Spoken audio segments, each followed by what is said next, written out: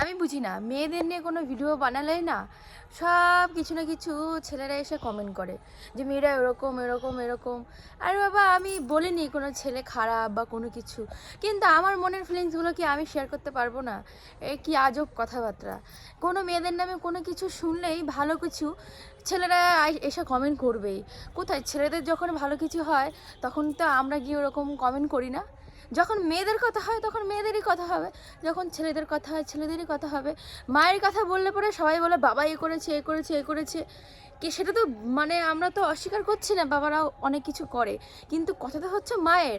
মায়ের নিয়ে দুটো কথা ভালোবেসে তো বলাই যায়। আর যখন বাবার কথা হবে তখন বাবার কথা হবে, যখন মনে হবে আমার বাবা আমার জন্য এসব করেছে তখন আমরা বলবো। কিন্তু জোর করে কেন যে মায়ের কথা উঠলে বাবাকেই আগে ডাকতে হবে, বাবার কথাও বলতে হবে? যার যার একটা মনের ভাব, মায়ের জন্য বলাই যায়, মায়ের জন্য কেন বলা যায় না?